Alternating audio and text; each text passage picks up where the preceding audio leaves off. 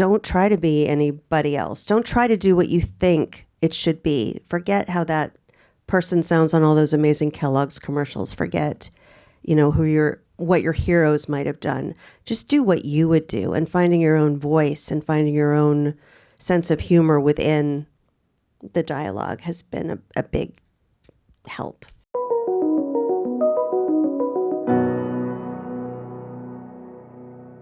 Well, welcome. Here we are. We're all voice actors up here. I'm originally from the original cast of Pokemon.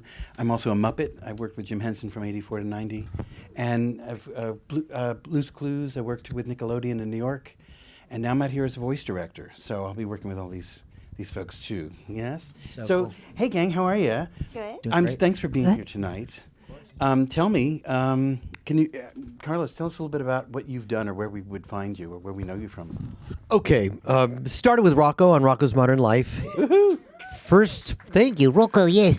Nicktoons. Nicktoons. 1991, it was a pilot. Joe Murray, columnist, panelist for San Jose Mercury. Boom, audition, got it. Started it with Rocko. Cat Dog, Fairly Odd Parents, Spyro the Dragon, tons of stuff. And now the latest thing I'm working on consistently is Rock, Paper, Scissors on Nickelodeon. Great show. So that's a very brief thing. But I have to add to that where you might know him from is Reno 911. Yeah. And even better is Reno 911 Miami. Yeah. Yes. As and then on camera, on camera. And the big commercial I did was Yo quiero Taco Bell. Yes. Yes. That's it. Yeah, very cool. Kat, Hi. Tell us about you a little bit. Okay. First gig, legit gig was Princess Leia voice matching Carrie Fisher. It was a huge honor. I know, right? It was a big honor. And then pretty soon after that was doing a lot of promos and then ended up auditioning for Dexter's Laboratory. And then, God, I can't list everything. But, I mean, not that I have that much, but what else should I mention that has an audio? Powerpuff? No. Dexter's Laboratory. But Powerpuff is awesome. Archer? Phineas and Ferb? Archer? Yeah, Archer. That's right. First 2 seasons of Archer as Uta. Also Jessie in Toy Story. Yes, I'm the official voice match for lovely Joan Cusack. And also, if you've ever been to Disney, any of the resorts, you're also the Haunted Mansion Bride and Little Girl Lost in the Tower of Terror. I love the ooh. Another thing to know about Kat, too, is she's been an announcer for ESPN as well, too. For 23 years. Yeah. That's amazing. That's why you like bourbon. The only female on ESPN, I might add, too. The first female. But the only one doing like NFL and men's soccer. So I kind of broke that grass. Do you ever do college football stuff? No. No, not yet. Do not. I do the big league stuff. My brother's a college football referee. So, oh, yeah? That's cool. I was going to tell him I know someone. And anime, I have to add too, Kat, you also did Cat Returns, which I love. I did. Yeah. You know what? Thank you for reminding me. I mean, I'm not really an anime person, but I did Natalie and Initial D, and that was a big honor. And you've done a ton of video games, too. A lot of video games. Yeah. And Solar Opposites, which has been a blast. Yeah, very cool. Yeah. Much to talk with you about. Excited to talk with you tonight. Thank you. Adam McArthur, you're from San Francisco originally. Yeah, east of San Francisco. Everyone says San Francisco, but I got to represent Pinole, California. No, Anyone? Concord, California. No? Yeah, Concord over here. Thank you. Concord? Really? I went to DVC, dude. Diavolo Valley Vikings. I played soccer there for 2 years. Did you really? Anyways. Dude. Thank you guys so much. We're pro-mance. It's a pro-mance. Dude, no way. I went to Berkeley. Did you really? Yeah. I love Berkeley. Yeah. Sac State. I love Berkeley.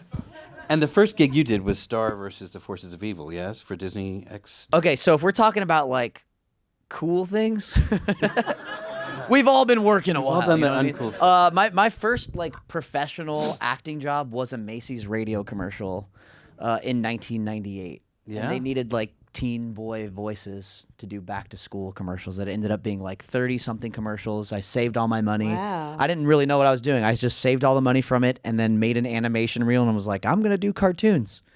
And then, so that was 1998. And then my first like legit cartoon booking was probably 2010 or 11. And that was Star Wars Clone Wars when it was on Cartoon Network. Yep.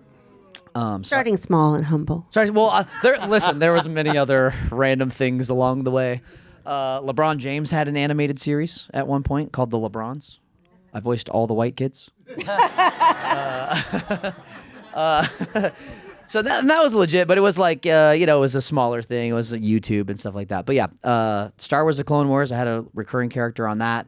And then the first lead on a big thing was Star vs. the Forces of Evil, which was on Disney Channel from, 2015 to 2019. This year we just had our 10-year anniversary of its premiere, which is really cool. And then since then, I've been doing, lots of random stuff. A lot of anime these days. I voiced Yuji Itadori on Jujutsu Kaisen, Reno Ichikawa in Kaiju number 8, which is another one that's very hype right now. If you haven't seen it, check it out. Also, you're a martial artist, so your characters are too. Yeah, it's kind of weird. Yeah, I'm Kinda punching. cool I'm getting paid to do what I've always just done for fun. Yeah. I think you've done some parkour too. Have I seen you do some parkour? Yeah, a little bit. I like doing backflips. Hardcore what? Parkour. Yeah. And Jujutsu. Jujutsu Kaisen. Yeah, Yep. yeah. Yeah. So that's the big anime that I'm doing right now, which has been, guys, it's crazy. I know.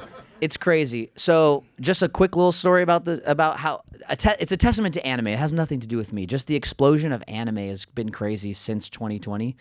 In 2021, when an episode of Jujutsu Kaisen came out, there's a line that my character says, and part of my French, but he says, "I like a tall woman with a nice big ass," like Jennifer Lawrence. And this was like, we're still in COVID. I'm sitting at home. I'm like, I feel like we could do better than Jennifer Lawrence. Like a tall, I don't think she's that tall. Nothing against her. She's fantastic. But I redubbed myself and put it on my TikTok, and I said, "I like a tall woman with a nice big ass, like Grammy winner Megan Thee Stallion." Like Cat Cressida. I'm 5'4". But all of this to say that she took that audio and she put it on one of her songs. So I'm on the new Megan Thee Stallion album. Yeah, Oh, very cool. which is crazy. And nothing I did, just a crazy testament to anime. Now, Sampled. two of you have done Big City Greens. I think Kat and Adam, you both I think you've both done Big City Greens. My daughter has done Riley Alazraqui. Oh, that's right. Who's on Star Trek Prodigy. She plays Rock Talk. That's right. She has done Big City You have Greens. 2 daughters. I have 2 daughters. Yes, Yes. and one's now voicing. Austin's done Summer Camp Island. I'm sorry, I'm plugging my daughters, but Yeah. I just got excited about Big City Greens. I haven't done, but my daughter has. Sorry. Very cool. No, that's great. And Yonkers, you're from Yonkers. Born in Yonkers, New York. I know it well. For 6 months. And then Yeah, I yeah. Beverly Hillbillies moved out west. To Concord. Very cool. Well, and you've done what I love about all 3 of you is you're all actors. I did a panel with a lot of casting directors for voice actors and animation specifically, and I said, "Who do you cast?" And they said, "Not voice actors. We cast actors. In fact, we often audition them on camera." And I said, "Well, that's fascinating because that's so very important that we see ourselves not as small V, capital A, actors. And all of you have done on-camera work. All of you have done stage work. All of you have done improv and sketch comedy and also stand-up. So that really adds to the zanity and the craziness and insaneness of what you do so brilliantly. Improv, how important has improv been in all that you're doing in animation and voiceover? Kat, you want to... Yeah, it's like the secret weapon for booking. If you come up with something that not to do it just to do it, or not trying to be funny, but something that seems to just flow or fit. Yeah, I have a notorious story about that, though. please. Certain creator, awesome, artist type who created like The Family Guy. I was on a final callback for replacing one of the lead actors, and I thought I was going to be helpful. I was a pisher. And I went in with all these improvs like ready to go, and literally after 2 minutes he said, "Please don't rewrite my work. Oh my gosh. My stuff is funny on its own." I did not get the part. So now I'm a little bit careful, like actually read like who wrote it and who's going to be casting it, and sometimes you got to reel it in. Yeah, it's relative to the instructions on an audition, whether they want improv or not, and also relative to your comfort level in the project. Within Fairly Odd Parents, the cast knew each other so well, and Butch knew us, that we would do one regular pass and then one kind of crazy pass, where especially Darren Norris and Tara Strong would just fly off the handle. With Crocker, I knew him so well that if I just added I'm going where I want to go, mother! You know, the mother was enough of an improv to give it the spice that Butch went, yeah, that works. So it didn't have to be a lot of lines, but just knowing your character so well that you could add one little flair here and there. So Disney, I find, is always in their auditions, have always asked me. I did a series called Pinky Dinky Doo, and they had us improvise, and I really love that they let us just play. And even once we started that series, they said to us, how else would this character say this line? And I was so happy that they let me participate in that way, because no one else had ever let me do that before. Really? Yeah. When they invite that.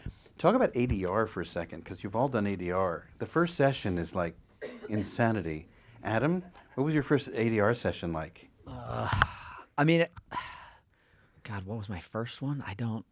ADR, by the way, so if you don't know what ADR is, it's where you hear 3 beeps in your headset, where the 4th beep would be is when you begin speaking, and if you start too soon, it cuts you off, so they have to go back. So if the other actors have recorded, then you hear them, but if they have not, you're talking to no one. But if you hear the other voices and you respond to them, sometimes the beeps are off. So you're speaking, and you have to wait for the beep to begin speaking. So you come out of there the first time. It's kind of like dubbing. I mean, it's a little bit rub your stomach and pat your head. It's really fun, though. It's really, really fun. Yeah, because it's like mental gymnastics. You have to do a lot of things at once. I always say, like, ADR and dubbing is kind of acting in a box. You have your start point, you have your end point, and you have to do exactly what you're supposed to do in this little box. But I did I've done ADR on like Krampus, the movie Krampus, Teenage Mutant Ninja Turtles, Mutant Mayhem, bunch of TV shows and stuff like that. It's, VO is cool because there's so many little niche areas that you can make a home in.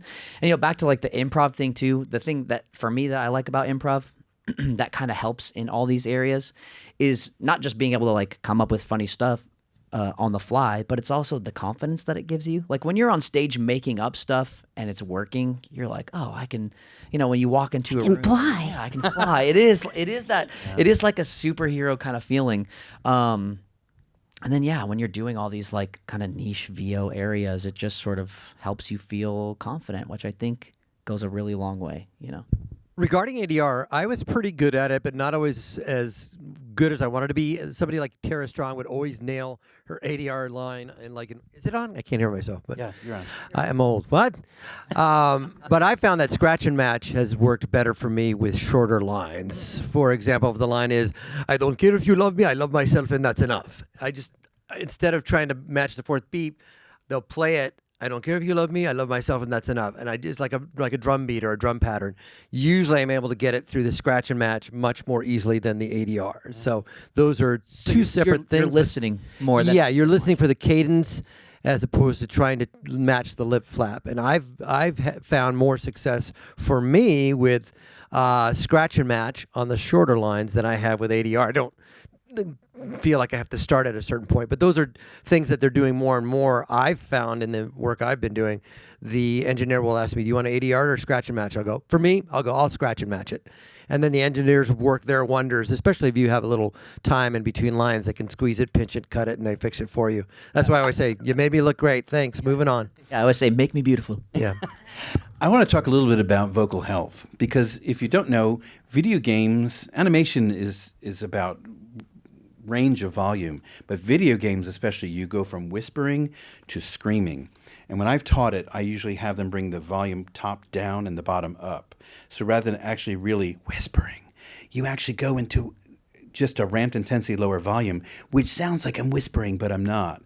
So it's finding that balance of not hurting yourself with what you do. Adam, you work in some loud volumes. Carlos, you do too. So as do you with Cat. With Cat. Yeah.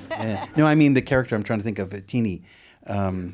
Yeah, both Dee Dee and Jesse Dee Dee. scream at the top of their Yeah. always. Any vocal Sorry. health ideas about how you save yourself? And what do you do before, a booking, or how do you prepare the night before? Bourbon. Yeah, actually, just getting rest helps. I find out I know not what to do is scream at furniture instructions at the top of my breath and top of my lungs and freaking injure my vocal cords and have to shift 2 jobs last week. These instructions aren't working. Stay away from my Go to Foreman and Riverside, that postal office place. The guy has all kinds of medicines and throat coat. But yeah, I think it's just rest. When there was a lot of Crocker stuff on Fairly Odd Parents, and that was always at an 11. I can do one. Very good parents. You know, when I do that at cons, for example, I don't do that one. I go very good. I place it up there, but I would say that physical rest and literally vocal warm-ups that are traditional help a lot.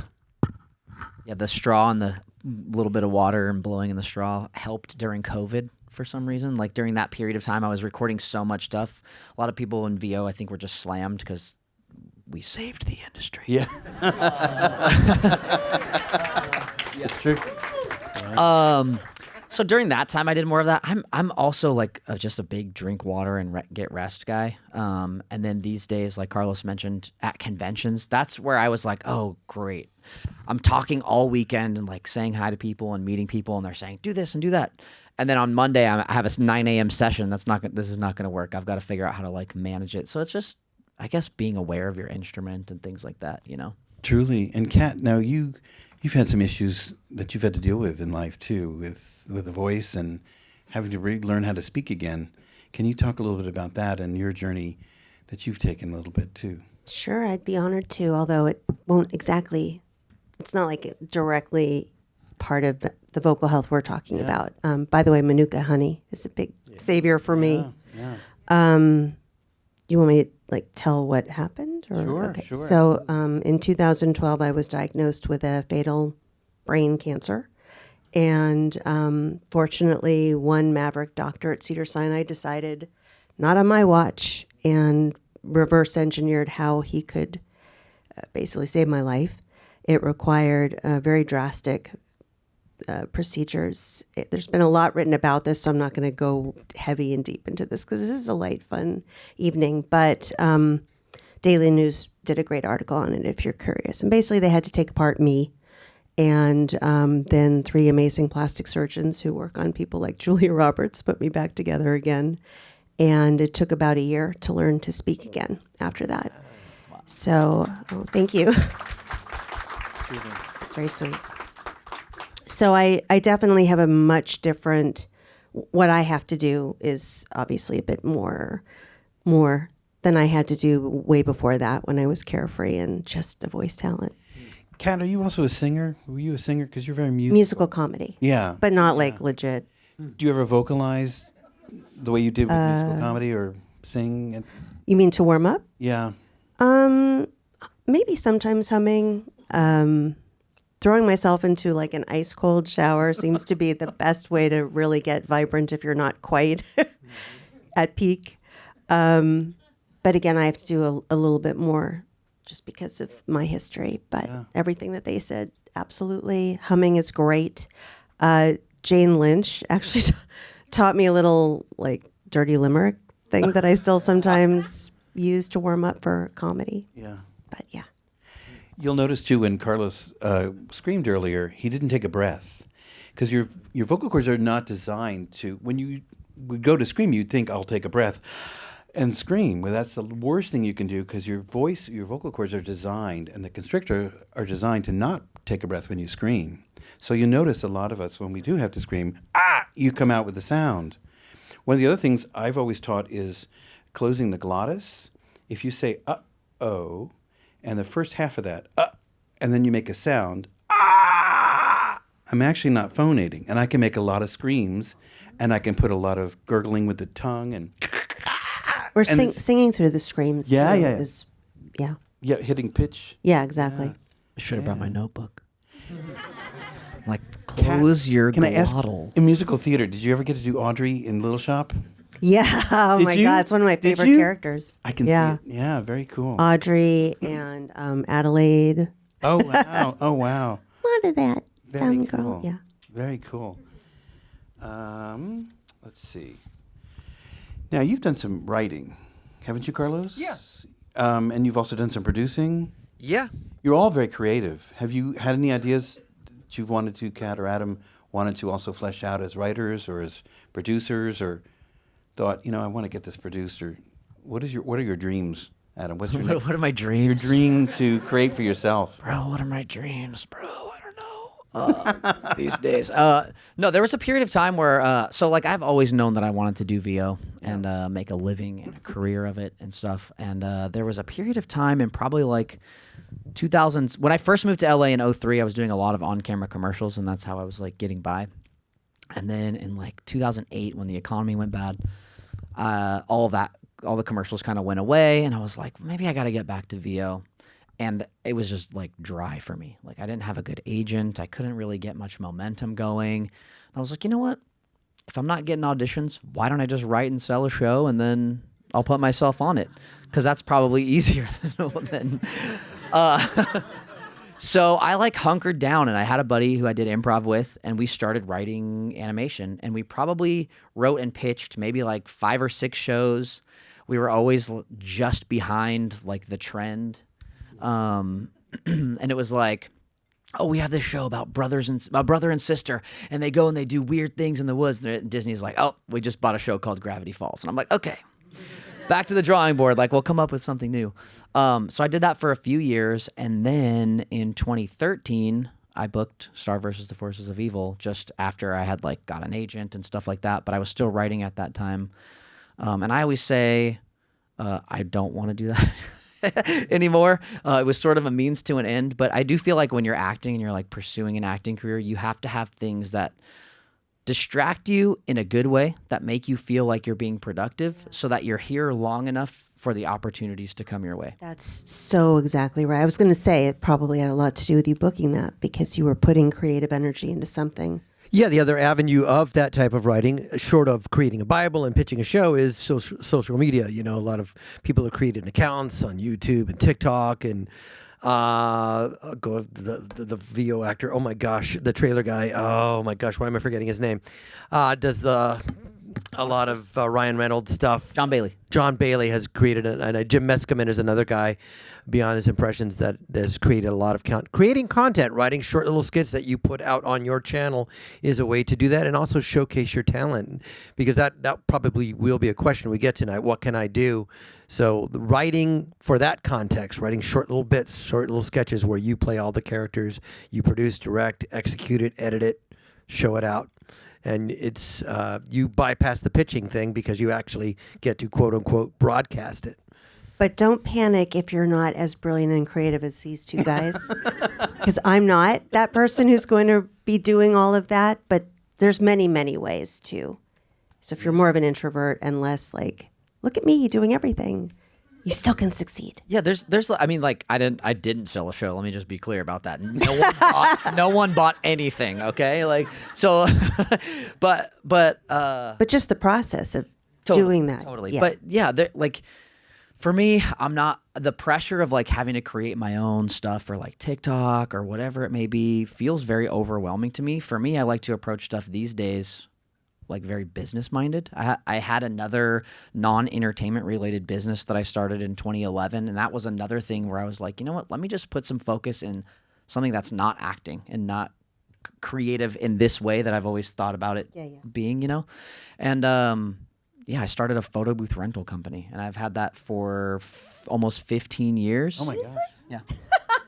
Yeah. That's awesome. But what's crazy is, and again, why it's important to just like keep doing stuff is I've learned so much about marketing and like pitching events to corporate, like to companies and to private events and stuff like that, that all of that, like how do you price things and how do you do this and how do you do that? All of that stuff I now apply to VO, and it's invaluable. Like I don't, like if I could go back to school again, I did theater and TV production in college at Pepperdine, but if I could go back, I would do like marketing or business, something that's not related, because I know I'm creative. I know I'm an actor. I know like that's going to be there, but having something else to think about that you can then apply to the stuff you're doing, I think goes a really long way.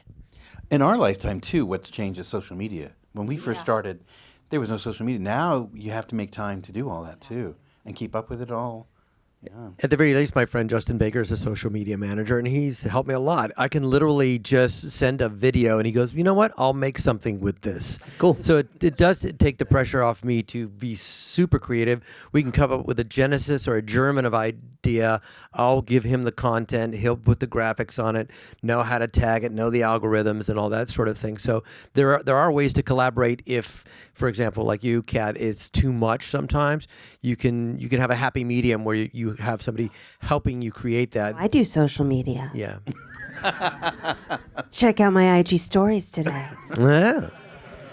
Carlos, your favorite voiceover memory in the booth or out of the booth?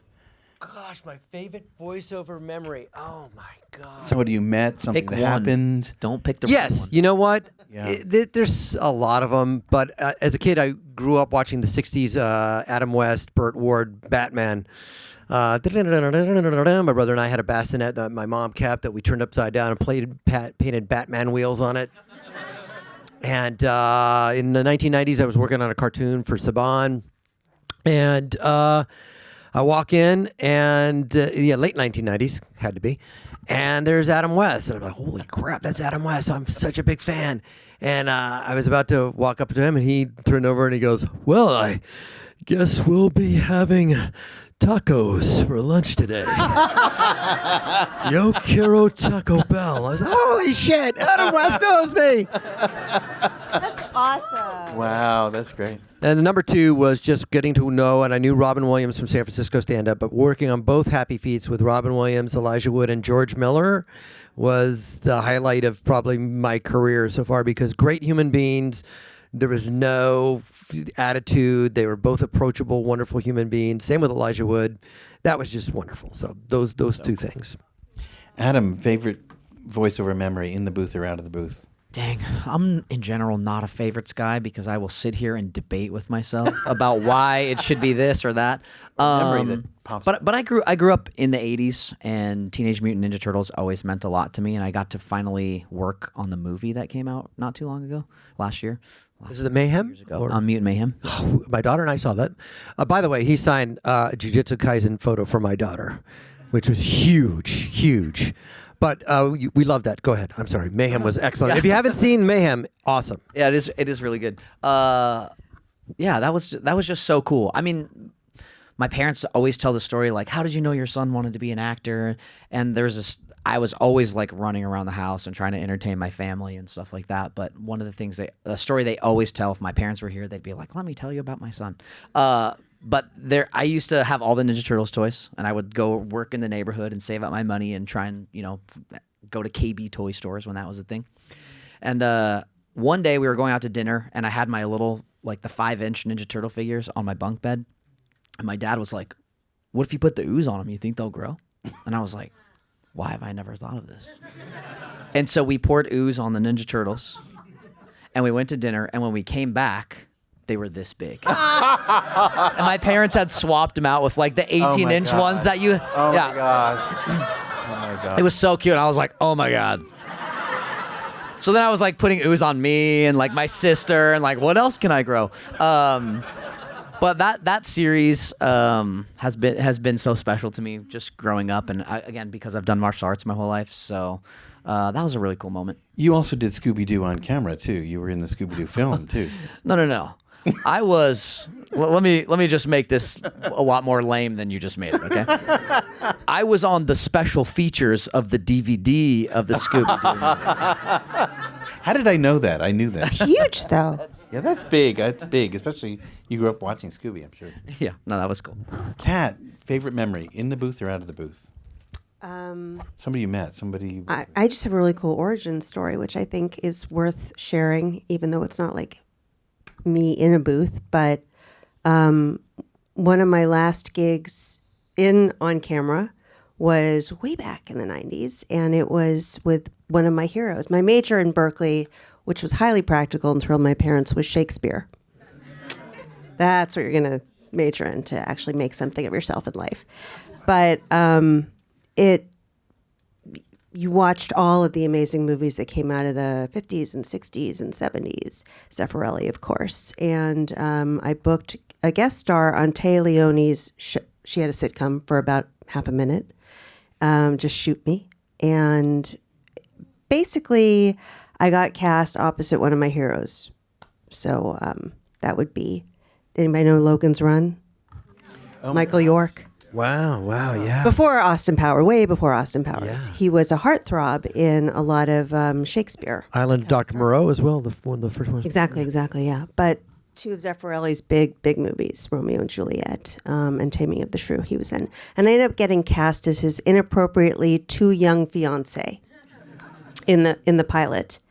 And because all the emphasis was on Téa Leoni, because it was her show, basically I bunked for an entire week in a giant bed with Michael York. My costume was literally just a sheet sewn on. And I was completely starstruck because he was one of the reasons that I went into Shakespeare as a major and ended up in acting. And for the first day, I couldn't even look at him. I was so nervous to be, and he still, by the way, he was gorgeous in the 90s, absolutely drop dead gorgeous. And finally, about as we were breaking for the day, having done nothing but sit in the bed so that they could block Téa around all her shenanigans, he finally introduced himself. And I was like, I know, I'm a big fan. You're one of the reasons that I majored in Shakespeare. And he was just so thrilled to hear that some American chick had majored in Shakespeare because of him. And he literally said, well, why don't you bring some Shakespeare tomorrow? If we've got nothing better to do, we could read it together. That's so cool. Isn't that amazing? Wow. And he signed it. It was incredible. But where this is going is at the end of the week, after we'd finally shot our scenes and everything, he said, you've got a beautiful voice when we were doing Shakespeare. You really should try voiceover. And I said something ingenious back to him, which I should have been doomed forever. I literally said, I was 24, by the way. I said, isn't that really for actors who couldn't really quite make it, though? Oh, my God. I was so ignorant. And he, God bless him, was so lovely and just said something sweet like, well, I think you should, and I'm not going to try to imitate him, but you really should try exploring it. Maybe take a workshop. I think you'd be quite pleased. And he was right. It was thrilling and difficult and hard and all the amazing things that challenge you. But that's my favorite voiceover story. That's so cool. Excellent. Yay, Michael York. I'm going to ask a very personal question, and it's probably one you've never been asked before, but who inspired you, Carlos? Who inspired you? Who was the person in your life who said, be you? Well, yeah, I think my mom, for sure, a very cannonball character from Argentina. No me de la puta que te parió, Carlitos. Very bad. My dad was British educated, but my mom was sort of believed that I could be that character, that funny person. But I'd say the origins of my voiceover stem from my mom's accent from Argentina. My dad was British educated in Argentina. He didn't have an accent. We watched a lot of Python. My next door neighbors had a mom from Spain who, with a smoky voice, she was a smoker, would go, Dana Shelley, come home. You need to come home, Dana Shelley. And then my best friend's parents were from Glasgow, Scotland. So 5 days a week, I'm over at Kevin's house listening to his parents. So all of that combined was what inspired me to want to emulate and copy and eventually become a voice actor. And do an Australian accent. Well, Glaswegian first. Australian came later. Yeah, I would say that Summer Heights High was a good way. Jonah, what? I've got my balls on the floor. She told me to put my balls on the floor. No, but that was a Glasgow accent. And Uncle Danny and Auntie Liz was like that. So, like most of us voice actors, I just soaked it up. I was this California neutral kid who went, I'm boring. They're not. So those were the three. My mom's, push to just have me be creative. But those sounds and characters around me, I think, are what shaped me. Yeah, for sure. Insanity. Creative insanity. Yep. Adam, who is the teacher who said, you can do this? Who is the one person who inspired you in life? I mean, I'm very lucky. My parents were also always very supportive. I mean, I definitely got the, are you sure? Are you sure? And at one point I was like, Mom, there is no plan B. Stop asking me. And she was like, okay. And then she never, So my parents were very supportive. I have two half siblings, older siblings. My brother is 12 years older than me. We are the same person, but he is one generation ahead of me. And he's worked in music forever. He's been in A&R. He's got songs that are on the radio and stuff like that. So he's definitely the musical talent of the family. But he was in theater growing up. So I would go to his plays and his musicals and stuff like that. Jim Carrey was a huge inspiration for me. I was doing any and every impression of that guy in all of his movies growing up. And then when I was moving to LA, my martial arts teacher, who, again, I was competing like a pretty high level throughout my like middle teens all the way through my like late 20s. But my martial arts teacher said something to me when I was moving from Northern California to Southern California. He was like, somebody has to book those jobs. It might as well be you. Yeah. And I was like, Yeah. okay. I'll remember that. So yeah, so I would say my martial arts teacher, my parents, and Jim Carrey. Very cool. That's awesome. Kat, who was one person in your life who said, you're on the right path, you're doing right, you're going the right way? Besides Michael York. Yeah, Michael. Besides Michael York. Teacher. I mean, there's just so many. That's like I'm having what he claimed would be his problem, but he hasn't had that problem. But I can't really, God, to narrow it down. There wasn't just one. It definitely was different people at different places. God bless her. There was an amazing voice actress, Mary Kay Bergman, who was so kind to me and so generous. She didn't have to be, and she encouraged me. And we went up for. When I first started, we went up for a couple of the same things. And when I got them, not only was she not just pleasant, women can be. It's changed a lot, but women sometimes were not always as supportive. It was much smaller. There wasn't as much when I first started for women. And she always gave me a big hug and praised me.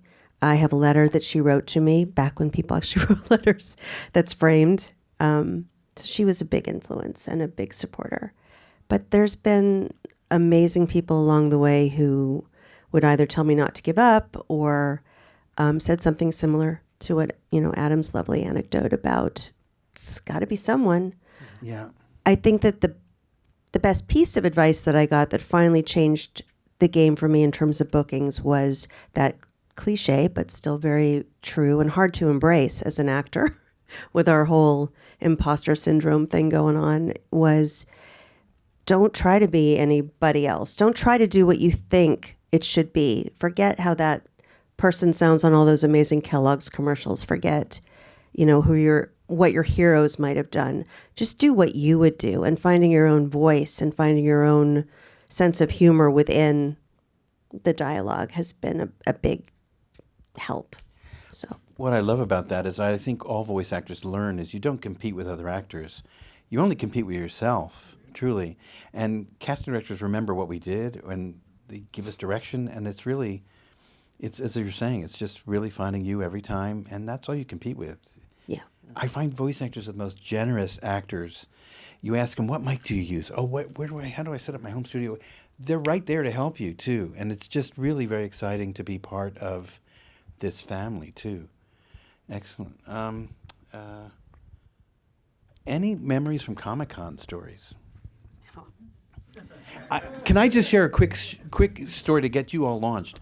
When I was in the original cast of Pokemon, and I did a first one of the Comic-Cons, which are these big conventions that a lot of kids go to, and you sign their pictures. And somebody came up to me and said, "Can I hug you?" And I said, "Of course." And he hugged me, and then he held me, and then he began to weep.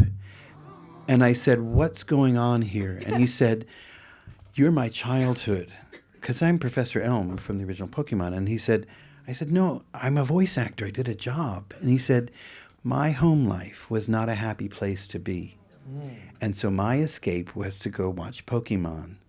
And you are my life." Aww. So I don't think we always realize the lives that we touch by doing what we do. I'm going to tell this story because we do conventions and we get people that will come up and say you're my childhood. You meant so much to me. That game, that show that you did really resonated with me. And I never really felt it until one day I'm in Salami Studios in the Valley and I'm talking to my friends D. Bradley Baker and Fred Tatasciore. Pretty talented guys, but they're my friends, no big deal. And we're just having a conversation about video games, to which I say, I stink. I don't know how to play video games. I suck. The only game I know how to play is Left 4 Dead and Left 4 Dead 2. At which point D goes, I'm the Joker and I'm Spitter. And I'm like,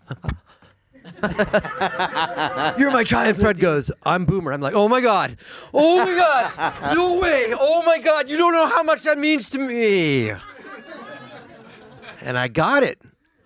I had spent hundreds of hours with that game, and I felt those characters, and I knew those characters, and it resonated with me. So now when people say that, because sometimes we don't want to believe it, I believe it, because it meant a lot to me that Fred, my friend Fred, and my friend D were in that game that I played hundreds of hours with and never did it very well. But it meant something to me. So that's how I feel now. It means to other people. Kind of almost English. So yeah. Adam, any stories? I signed a fake foot once. Just brought me a foot. I That don't was know, they Carlos' set it on the foot. table. Yeah, no, it wasn't a prosthetic. It wasn't like something they used like in place of. It was just a foot. I don't know. It was just a very A prop from Jaws. No, it wasn't. I've never voiced a foot. I have no idea. I did on Rocko. No, did you? His name was Gordon. Hey, Rocko, it's Gordon. That's a Good foot hygiene. No, the convention space and like meeting fans it's been amazing. I mean, it's truly been amazing. It's one of those things where like you really you can't think about it beforehand. People ask me like, "Oh, did you know how big Jujutsu Kaisen was going to be?" And I'm like, "No, I was thinking about doing a good job in my audition, you know?"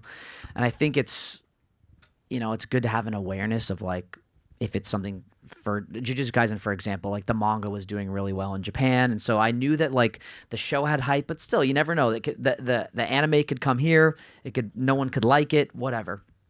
So I try not to think about that stuff. With Jujutsu Kaisen, though, it has been just such an honor and a pleasure to be a part of a show where I'm constantly meeting people who are resonating with these characters and things like that. And there are the funny moments where a group of college kids will come up in cosplay, so they're all dressed as characters from the show, and they'll be like missing one person. So this actually happened at a convention in Arizona. There's a character in Jujutsu Kaisen named Mekamaru, and he's basically like a robot. So there's a one-off episode in the show where everyone's playing baseball. And so this group of college kids, this whole group of friends came, and they're all in baseball uniforms from Jujutsu Kaisen. But they were one friend short, so they printed out a picture of Mekamaru's face and taped it to their air fryer.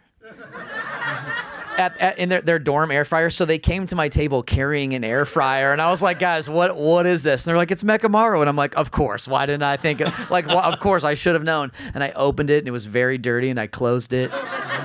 And then I signed it, and so yeah, no, it's awesome. I mean, it truly is like something so special to hear it's like the grassroots effort. We're getting direct feedback about whether we sucked or people liked it. You know what I mean? It's really cool meeting. Anybody told you that you sucked? No. What, in person? At a fan convention? No, not in person. But of course, Twitter, everything sucks. No, I've had somebody at a convention say that one voice you like, I don't like so much. Not you suck, but I like this one better than this one. I don't really like that one. You're like, okay. yeah. All right. Duly noted. I have Fair. a good time. I just give it back to people. I mess with people as much as they mess with me. So it's fine. It's fine. Kat, any fan stories? Again, there's just so many. Both, deeply, deeply touching, and some where you just go, okay.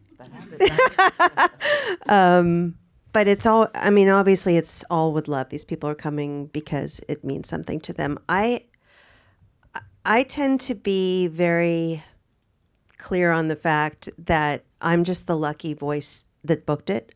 There are so many unbelievably gifted people, and it's sometimes luck of the draw. certainly it's luck of the draw if your character becomes what's the word? Famous, known, Fan loved. favorite. Yeah. You have no control over that. You don't get to choose. You're absolutely right. Did you know? Absolutely not. You're just praying that you don't get fired from, your first time for that series or whatnot. And I'm very clear on the fact that it's the animators, the directors, the writers, the sound editors that made the character. I was just the lucky voice that actually got to book it. So I tend to be a little bit always just very grateful that people are so excited or happy for it. But I don't feel like it's because of me. I feel like they love the character, and I'm honored to basically be representing at that convention. It's so cool. Yeah. Very nice. So Also, we have no idea how long the character's going to run. Because when we started, we think, well, this will be... I mean, Nicktoons was going to be just, half a season. And suddenly SpongeBob SquarePants and Cat Dog and everything took off. So you're playing characters for years and years and years. So... Yeah, and some that come back. Yeah, you don't know it's going to be an iconoclastic type of character. And as Kat said, you just provide the voice. And I said this on Jim Cummings' podcast that, as you say, the artists render it, they send it overseas, they match it, they animate it, they make it fully realized. And I'll say what makes characters seem so disparate is how they're animated and fully rendered. For example, Rocko is right here. Hello, Heifer. Laszlo is right here. Hey, Scoutmaster Lumpus. and Spyro the Dragon is right here. It's pretty much the same octave voice, but if you see them separately animated and fully rendered, they seem that much more different than they actually are. So that, which would lead to another point about voice acting. It doesn't have to be so drastically changed. It's subtle changes, but it's the animators that make it seem so disparate and distinct. So we get a lot of help on the back end. Right. Yeah, Really. a lot. Well, I have to thank everyone at the SAG-AFTRA Foundation for letting us do this tonight.